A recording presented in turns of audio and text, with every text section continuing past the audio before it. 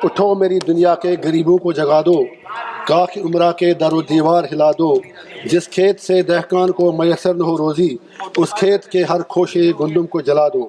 14 سال کے بعد جب میں نے نوکری چھوڑی 2008 سے آج 2026 ہے، اور ابھی تک کچھ میرے ایریا وہاں بقایا ہے، تو آپ اس سے اندازہ لگا سکتے ہیں کہ کیا مزدور کی حالت کیا ہے۔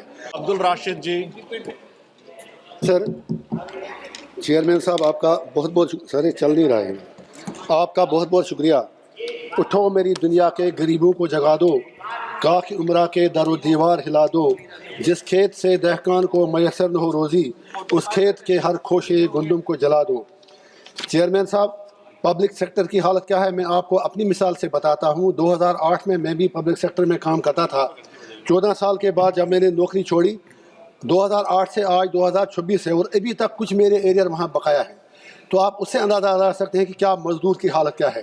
میرے پروفٹ کا کہنا ہے کہ مزدور کو مزدوری جو ہے وہ پسینہ آنے سے پہلے دیا جائے، اور کیا وجہ ہے کہ آج آپ مزدور سے اس کے سٹرائک کرنے کا بھی ہم حق چھین رہے ہیں۔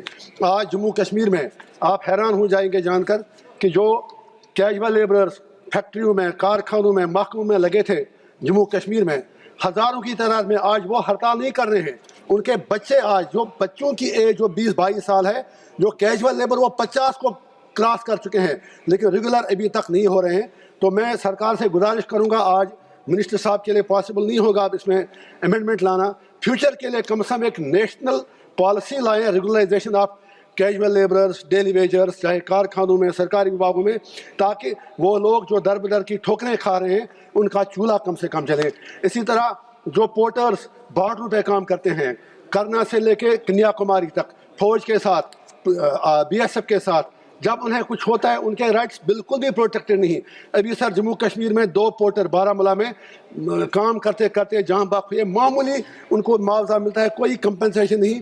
تو ہم سرکار سے گزارش کریں گے کہ پورٹرز جو ہیں ان کے رائٹس کو پروٹیکٹ کریں جو بارڈر پر کام کرتے ہیں۔ اسی طرح سے جو انسکلڈ لیبرز ہیں ان کے رائٹس کا بھی منیمم ویجز کی یہاں پر بات ہو رہی ہے۔ 350 میں کیا آتا ہے، اگر آپ یہاں ہی دیکھیں گے ہمارے پارلیمنٹ کے اندر ہی جب ہم باتھ روم میں جاتے ہیں تو جو بیچارے وہ ملازم لوگ وہاں پر ہیں، جتنی بار وہ ہر ایم پی کو سلام کرتے ہیں اتنی اس سے نصف تنخواہ بھی ان کو نہیں ملتی ہے۔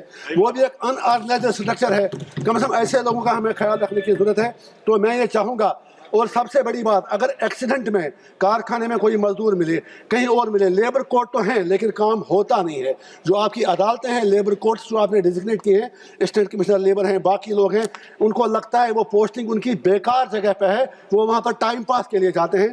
تو ہماری سرکار سے گزارش ہوگی کہ جب ایکسیڈنٹ میں کسی ملازم کا، کسی مزدور کا، کسی کارکن کی بازو کٹتی ہے، کسی کا پاؤں کٹتا ہے، تو اس کو پھر در بدر کی ٹھوکریں کھانی پڑتی ہیں۔ تو مہربانی کر کے ان چیزوں کی طرف خیال دیا جائے۔ اور آخر پر سرکار سے میں یہی گزارش کروں گا کہ جیسے چندر شیکھر آزاد جی نے زبردست بات کی، جب یہ ہمیں بھی ہماری بات نہیں سنی جاتی تو ہم بھی ویل میں آتے ہیں۔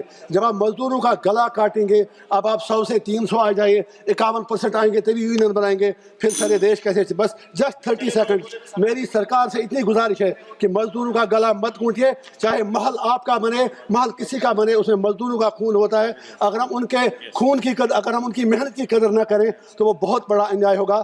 آپ کا بہت بہت شکریہ، تھینک یو۔